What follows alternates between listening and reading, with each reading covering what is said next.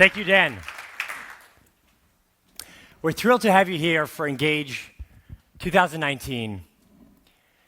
We're living in incredibly exciting times. 3 breakthroughs are reshaping our civilization into a software-defined one.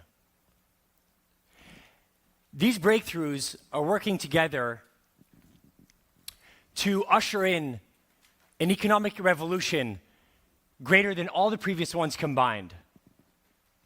The first of these breakthroughs is nanotechnology, the force making computation exponentially more powerful until matter becomes software-defined. The second is artificial intelligence, the force making digital matter smart until almost all mental, physical, and biological tasks become automated. And the third, biotechnology, the force converging our digital and biological lives until almost every technological interface that we experience as a natural extension of ourselves. Many industry forecasts attempt to express the scale of this digital Cambrian-sized explosion that will be produced by these breakthroughs. But when we stare at graphs, we often lose sight of the bigger picture, the human experience and consequence. So for fun, we're going to show you a picture of 4 devices that scales to size the ubiquity and intimacy with which we're going to experience these forces at work in our lifetime. So it might not look like it, but this picture has 4 devices on it. The first, a mainframe weighing nearly a ton, but that can only process about 5,000 transactions per second. Now, if we fast forward to the early 2000s, we of course have an iPhone that can fit in our pocket and process over 5 trillion operations per second. And when many of us think of a digital revolution, the narrative stops here. But in reality, this is really just the tip of the iceberg. If we zoom in 1/3 millionth of the size, we have literal smart dust. This is a prototype that came out recently of a camera that is 120 millionth of meter in diameter and size, smaller than a grain of sand, but that can take sharper images than many of the cameras that we've used in our lifetime. And actually what's really amazing is that this barely scratches the surface of what we're going to experience in our lifetime. If we zoom in further, 1/3 millionth of the size of this device, we have a device that's currently being worked on that is smaller than a red blood cell. This device is designed to carry oxygen to our organs. So as ridiculous as this may sound, a beating heart, we might actually have an app for that. If a device carries oxygen to your organs, you actually technically don't need a heart. So that's pretty wild. But the point of this illustration is I really want to bring home the idea that there's a vast ocean of digital possibility between the smart cellular device in your pockets and the smart cellular device that will one day course through veins. And we can measure the breadth and depth of this ocean, digital ocean, by looking at the amount of data manufactured by these endpoints, digital endpoints. And what we have here is a graph of stored data over time. And you could forgive almost anyone for looking at this graph and think, given how steep these curves are, that we've reached peak data generation capacity. But when we zoom out, we realize that we're only looking at 1980 to 2000. And when we look at the next period, the highest bar here does not even show up in the next time period, from 2000 to 2020. And this conveys the power of exponential growth and helps us better extrapolate the next period that we're about to experience between 2020 and 2040, where again, the peak data generation that we've experienced does not even show up in this next curve. If we had scaled all three graphs to the y-axis of the first graph from 1980 to 2000, you would have needed a chart the size of this building to convey the amount of data that's going to be manufactured in our society. In this way, the further back we look, the further in our future we see. When we look at the cause and effect of economic revolutions, powerful patterns emerge that should inform business scenario planning. The first of these patterns is that breakthroughs lead to economic revolutions.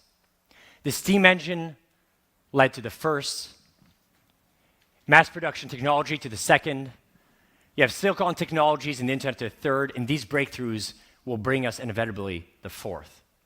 The second pattern is, unfortunately, the vast majority of companies that exist before a revolution will not exist by the time the revolution is over. Only 50 of the original Fortune 500 companies are still around today from 1950. But these are actually replaced by far more companies, not less. There are 30% more companies per capita today than there were in 1950. And all this leads to prosperity. Breakthroughs improve productivity per capita, which improves economic surplus, which drives earning power. And we often forget this. There are ebbs and flows, but if we look at the data over a long period of time, earning power per capita in the early 20th century in the United States was under $5,000. We're now 10x that by the early 21st century. But what's interesting is not just these patterns and learning from them, but also looking at the interpretation of them by our society. And the one thing that comes to mind, of course, is that we glorify disruptors as the bedrock of our new economy. And again, there's nothing wrong with that. We're thankful for disruptors. But we don't talk a lot about endurers, interestingly enough. Endurers, companies that are over 75 years old, that have weathered economic storm after economic storm, they form the bellwethers of our economy. You could just pick 5 endurers, and alone they would outweigh in revenue and asset under management every unicorn founded over the last 20 years. And in fact, even if you take the top 100 IPOs over the last 10 years, they would outweigh that as well. And what's interesting is that when you look at this historical data, it helps quantify digital growth strategies, but also quantify digital growth, but also qualify digital strategies against enduring principles. So we decided to go and look at existing studies of how some companies endure for enduring success while so many get left behind, to unearth some of these principles that should inform our strategies. And these works reveal 5 principles that we believe are critical to not just enduring, but thriving through economic revolutions, past, present, and future. So let's take a look at these principles. The first is that endurers maintain harmony. They stay sensitive to their economic environment, always learning and adapting to changing times and trends. You don't endure in a steady, static state. You need to harmonize with the world you do business in. The second of these principles is embrace decentralization. Endurers build constructive relationships with other entities, both outside and inside themselves, to display amazing awareness of ecology. The third is to grow effortlessly. Endurers take the most cost-effective path to market, the path of least resistance. They grow often through channel partners and finance growth through partner returns so that they can govern their own evolution effectively. They build value hubs. They achieve category leadership by aggregating cohesively more value, the spokes, around their core business, the hub, than their rivals. But they achieve this while maintaining a flexible corporate identity that doesn't constrain shifting and expanding their center of activity to stay current. And finally, endurers control their supply chains. They're very good at controlling their input and output costs. They exert great control over cost leakage from the point of product conception to consumption. So what we're going to do now is talk through these 5 principles and look at why digital trends make these principles more important now than ever. What digital strategies can help you succeed at these principles in the new economy, and digital examples of who does this well. So when we look at the first principle about harmonizing with your environment, why do digital trends make this so important? Well, when you look at the digital revolution and the new economy, it's very disruptive, these technologies, because they allow startups to become incredibly more competitive on both value and price, collapsing barriers to entry. So what this means is that it makes it very hard for large organizations with a monolithic product offering targeting a homogeneous market to compete against legions of entrepreneurs segmenting their market by demographic or geography or industry. And the reality is that these new economic dynamics are shifting the very economic curves that companies are founded on. If the y-axis is revenue and the x-axis companies, most markets sorted from largest to smallest, most markets are defined by a long-tail curve, with a few suppliers dominating the high end, and then a long tail of companies. Now, 2 things is going to happen to most markets. First, the revenue curve will flatten and move down as competition increases, segmenting your market with increasingly better and more focused value propositions. The second is that the marginal cost curve is also coming down as technology democratizes economies of scale. So what does this all mean? It means that while vertical scaling in the economy of physical good distribution worked really well, in the economy of digital services, the new curves limit vertical scaling. And this is why the principle is important. You can't resist. You need to harmonize with the trends, the new economic times, by bringing down the cost curve for new entrants to enter your market, and then horizontally scaling by taking a percentage of every sale. So now let's look at what digital strategies can help you shift from vertical to horizontal scaling. And the first step is to rethink the way we're so used to looking at these markets.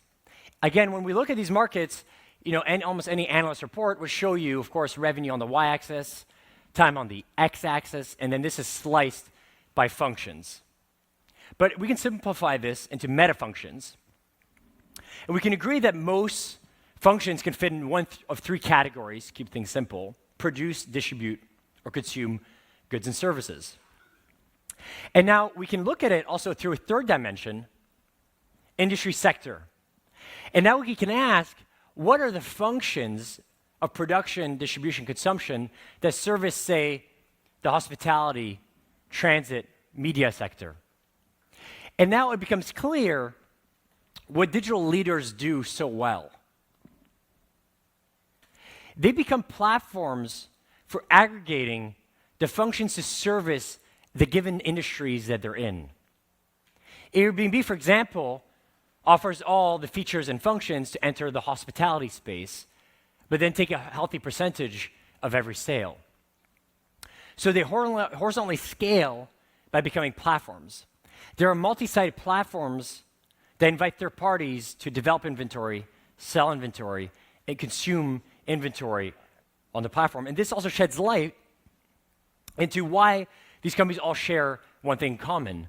They don't hold inventory, right? Airbnb doesn't own or hold any rooms, Uber does not own any cars, and Facebook does not own any content. And that ultimately is a great indication that they are powerful platforms. Principle 2, embrace decentralization. Why are trends making this principle so important today? The cost of computing is declining rapidly, and this fuels endless application development, and that is raising customer expectations. And this surge in applications can threaten even the most feature-complete platform because it makes it so much easier for your prospects and your customers to choose alternatives, such as build in-house, given the fact that the cost of computing has gone down so dramatically. Or integrate a third-party stack of applications, given the rise in availability and optionality of applications. Or simply move to another platform that is developing a lot of features and often at a loss, funded by outside capital. These trends are putting a lot of pressure. And the key here is that decentralization of development helps you reconcile the explosion in R&D costs required to keep up with feature asks with the implosion in willingness to pay given the rise in low-cost optionalities. So insurers are very good at promoting decentralization by inviting third parties to develop and sell on their platform. And that allows them to build a moat against these third-party business alternatives by outpacing feature asks at a low cost because they can rely on the partners. So strategically, how do you shift from a centralized to decentralized development approach? And we found that one of the keys to doing that is treating your third-party developers, onboarding and selling their services as you would your own. This doesn't just show them that you care, it drives measurable sell-through results without having to reinvent the wheel. Over the last decade, powering ecosystems for decentralized development and third-party developers, we've identified 5 principles that are critical to onboarding and selling your developers as you would your own. The first of these is about integration. You need to integrate your store to your existing systems, whether it be website, identity, billing, data systems, because that reduces conversion friction. If you require your customers to for example, if you have an add-on store, your app store, to go to a different website, enter different credentials to sign on, different payment instruments, that will make conversions really hard. The second is flagship products. We found that marketplaces that can attract a few, even a flagship known brand, really helps drive marketing pull instead of expensive push. So often, even if you have an add-on store, some people think, oh, if I have an add-on store, I might not need a third-party brand. We do advise that even if you have an add-on store, to try to bring on some well-known brands to attract other developers and customers to your store. Finally, you need to turn on the channel. This is a common misperception in the digital economy. Software is not found. A website is not going to sell your software. It's not found, it's sold. And in fact, we found that maybe not for subsequent products, but for the first product you sell, often it requires up to 4 human touch points to make that transaction go through. So ultimately, if you ain't selling, they probably ain't buying. Then you have the human element. When you develop an ecosystem, in a sense, you often become the indirect channel for those applications. Often, those applications in your ecosystem may also have their own websites. So if customers buy through you indirectly, that's often what we found is that it's because they're expecting a better white glove experience, support with onboarding, with migrations, with customizations. And this is not just a great value-added service for conversions, it helps drive activations, which improves engagement and retention. Bundle contracts. If you can create a financial package that includes your core services bundled with third-party services, we found that this is very helpful because it helps you leverage your existing sales team without having to retrain them. They're familiar with those products. And on top of it, contracts helps you build larger total contract values. And that's good because it allows you to afford paying for spiffs and upfront rewards for your sales reps. And the contract also prevents you from going in the red if there's churn. If you include termination fees. Now, let's look at an example of this on our network. We have powerful data that we've accumulated over the last many years showing a great correlation between the growth of sell-through on our network versus the amount of best practices that marketplaces accomplish. So the y-axis here is revenue, sell-through on marketplaces on the network, and the x-axis is the average number of best practices, marketplaces grouped by the number of best practices they accomplish. If you get to above 5 best practices, we've seen growth rates of above 20 to 30% per month. So the results are very telling, and this has been very consistent over the years. So these best practices are fundamental to succeeding in developing your ecosystem, which again is the cornerstone of decentralized development. Growing effortlessly, principle 3. Why are digital trends making this really important? The digital economy makes the insurer's approach to lowering customer costs of acquisition through channel partners indispensable for 2 reasons. First is that the supply of channel partners is rapidly expanding.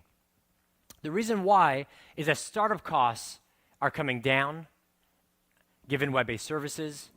Marketing costs are also coming down, given new media. And inventory risk, digital inventory is often non-perishable and does not require upfront buying, so that also is less risky. And these trends are opening a floodgate for channel-based entrepreneurship. And this is why we're seeing this huge rise in affiliate marketing, in dropshipping, wholesaling, D2C companies. What's interesting on the other side of the coin is that demand for channel partners is also on the rise because there's heightened customer expectations for trusted service assurance. And the reason for this is that in the digital economy, web-based services produce data, and that creates trust issues. And they often rely on recurring business models. And those recurring models make service paramount. And small businesses, which are channel partners, tend to benefit from this. They have a huge comparative advantage when it comes to trusted service assurance because of their local and personal presence. So the question is, going direct, we believe, will become increasingly difficult because you need to compete against millions of channel-based businesses for the same ad dollars and local relationships. So you can swim against the tide, or you can harness it. And again, some of this is similar to the trends underlying the vertical to horizontal scaling principles. So from a digital strategy standpoint, how do you make the shift from direct to indirect go-to-market? And what we found is that there are 5 mutually reinforcing characteristics that are very important to building successful channel partner program that allows you to make this shift. The first of these is economics. If you don't have incentives, it's very hard to track channel partners. So you need to be fair and, to a certain extent, generous with them. That includes rewards, fair recurring revenue shares, and importantly, the ability to bundle in value-added services. We then have education. You need to enable them in the same way as you would enable your own sales reps, or they're going to have a hard time selling. Extensibility. You need to be able to integrate and provision your core services from your partner's core traffic flows with single sign-on in one bill to reduce any conversion in onboarding and selling. We then have automation. If you have delays in order fulfillment for your service or in payouts to monies owed to your channel partners, that's gonna hurt your partner's customer relationships and also will hurt, obviously, their solvency. And finally, we have transparency. Offering real-time data on performance and monies owed motivates, and also builds trust. So if we look at a quick example of that, and there are many, Microsoft is telling, because they've had explosive growth, more than tripling cloud sales over the last couple of years. I believe, I don't want to be misquoted, but I think they're above $40 billion now in cloud sales.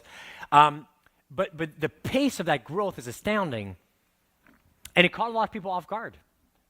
But one of the big reasons is 90% of that growth is channel-led, which is very impressive. They invest a lot in education, whether it be webinars. They have an entire education center with all the assets you would ever need to equip your sales reps. They're extensible. They have APIs for almost every function and feature in their portal. They automate onboarding and most operations for their channel and their portal, and also offer transparency with report and dashboards. Again, this is an easy example to show, but the point is, when we look at those that do very well in this new economy, there's a tendency that the model looks like this. So now we're going to talk about principle 4, value hubs. Insurers compete to stand out as the leading value hub, center of activity and excellence for experiencing a distinct value proposition. They become leading value hubs in their domain, again, by aggregating more value, the spokes, than their competitors. But what's fascinating is that technology can dislodge even the most favored of value hubs by shifting the dimension through which customers want to experience a value proposition. So let's look at how this plays out over time. With the first industrial revolution, customers expected companies to act as application hubs. They compete on how you experience the product. They're selling on feature and function. And then came, all of a sudden, the second industrial revolution. And now companies are projecting themselves as lifestyle hubs. They're now competing on how you experience your environment. They're selling physical, social status. And then came along the third industrial revolution. And with it, first it brought the social hubs, which is all about how we experience each other's lives. They're selling community. And then the digital hubs emerge, which compete on how we experience interconnectivity and interoperability between users, applications, and devices, which are the basis of these other hubs. But now, we have the fourth industrial revolution. And this is moving us from a world where anyone can publish to a world where anyone can make. First, barriers to making software came down, now barriers to making anything. In a world where anyone can make, differentiation is king. Companies differentiate by sharpening their focus until they start competing on personalization. In this way, personal hubs are emerging, and they're competing on how we experience ourselves. they're selling effectively better states of being. So how do we shift strategically from the old mindset of how does a customer make you a better company through customization to how can you make a customer a better person through personalization? And this new paradigm, it's all about making the individual as a person, not a customer, sit center stage. So the person, these personal hubs, the person sits at the center of the hub, and they interconnect all these other hubs. It's not like these other hubs go away. They can interconnect how we experience the applications that make our lives better. The operating environments that we stare at, but increasingly live in, like our connected home and connected car and networked users. So for fun, I wanted to walk through an example. Bulletproof coffee, really popular in California right now. But I just noticed there's a bulletproof coffee in Montreal, so that's pretty amazing. So it's spreading. But I specifically did not want to take a technology company because I wanted to show that these principles really apply to any company. So I want to take something brick and mortar, or a bit more brick and mortar, coffee bean business. And bulletproof coffee is quite fascinating because they don't compete for share of coffee bean wallet.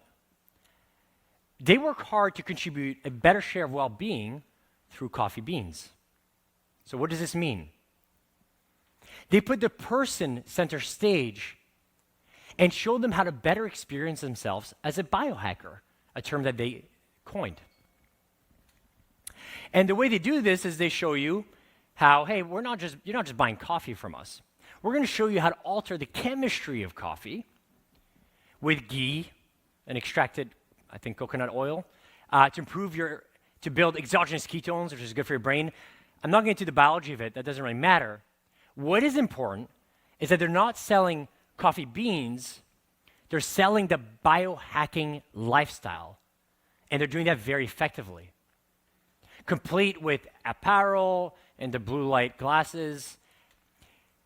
And ultimately, what's happened now is they're now seen by millions of biohackers as the primary application hub for delivering all features and functions of said lifestyle. They also offer the social hub, both online and physically, where biohackers can meet and share ideas. And also, of course, the digital hub with the lifestyle podcasts and the social forums and the commerce site for the application hub and a unified identity bringing all this together. It's fun doing this exercise. Most technology companies that you look at, whether it be Salesforce with their Trailblazers instead of biohackers, you can see that a lot of these leading companies in the economy develop a very clear persona around the customer and how they can make them excel at what they do in life. And that is a new trend that is very important. So now we're going to go to supply chains, the fifth trend. And why is this so important today? We've seen that companies really struggle to onboard digital services and the amount of time and expense it takes to get them, again, from the point of conception to consumption. And the reason for this is they often suffer breakpoints in the collection of processes involved in moving the digital service from the point of conception to consumption. And effectively, what happens is that their digital supply chain breaks, often without anyone noticing, unlike a physical supply chain where we're all, very, alert and aware of what's happening. They break as you layer on often more complex commerce use cases. So if we look at an example, when companies move from selling a single service to many services, through many partners, through many channels on many devices, these companies become paralyzed by an integration point multiplier effect. So what does this mean? You need to onboard a digital service, so you have to integrate it. If you're integrating one service, you have identity systems, you have billing systems, CRM, etc. On average, what we found is there's 4 to 5 integrations for a single service. But margin more and more doesn't exist in selling a singular service. It's all about selling a holistic solution, and that involves often coupling it with other services and sometimes third-party services. So let's say your bundle has 4 services. So now you got 20 integration endpoints. And now you want to push this through your channels, whether it be a consumer division or SMB or enterprise. Within that division, you have your website or your reseller network. And what we found is that these channels often all have their own systems, their own identity systems, their own billing systems. So now all of a sudden you got 5 times 20, you got over 100 integrations. It's getting expensive. So, and what's interesting is what we found is it's not only expensive in time and resource to onboard, but every time you need to change anything, it's very costly. And the biggest cost is how do you iterate, build a lean product methodology to iterate quickly around your customers to stay ahead of the curve. So what we found is that one of the key strategies is shifting from single-sided to multidimensional commerce. So what does this mean? It means that the capabilities of your subscription commerce value chain, that x-axis, so all the features and functions of your subscription commerce platform, such as product catalog management, relationship management, opportunity management, billing management, etc., need to support the different dimensions of your digital supply chain. That is, all the steps involved in getting a product to market. I've simplified it here. You may have way more. But usually, at a high level, you need to sell your service with third-party services through many partners, many channels, on any device. And then it sheds light on what digital transformation is all about. You need to make sure that your digital transformation roadmap touches on all the points where your subscription commerce value chain touches your supply chain. So, sounds a little theoretical, but why don't we look at how this works in practice? What we encourage our partners to do is to look at this map and map out your own systems, your process for taking your digital services to market as a solution. And what we find is usually when you look at, again, let's take one capability of a commerce value chain, let's take billing. You can invoice for your own products. That makes sense. And most billing companies service the first row really well, but start to fail as you add on more rows. Multivendor. Can you add other vendors easily to your bill? Many will say yes, but some manual steps, so it's not quite green. We'll put it yellow. Can you let your resellers very easily brand the invoice? That's an important part of having a reseller program. Often it's co-branded invoice, or they'll have the invoice themselves. Delegate, especially if you have a 2-tier distribution program. And maybe the answer is no. And then you can continue. Identity and access management. Okay, I get single sign-on for my services, but I don't have single sign-on for my partners. That's friction in your supply chain.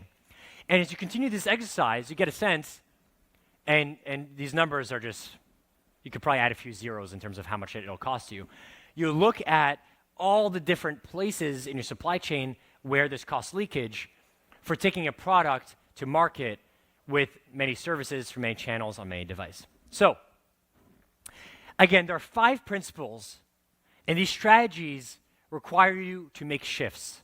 Shift from vertical to horizontal scaling, from centralized to decentralized development, from direct to indirect go-to-market, from customization to personalization, and from single to multidimensional commerce. And with that, I'd like to invite Michael Casson, our head of product, to talk a bit about the features, functions in our technology, and how tactically you can use these to solve for these strategic shifts. Thank you.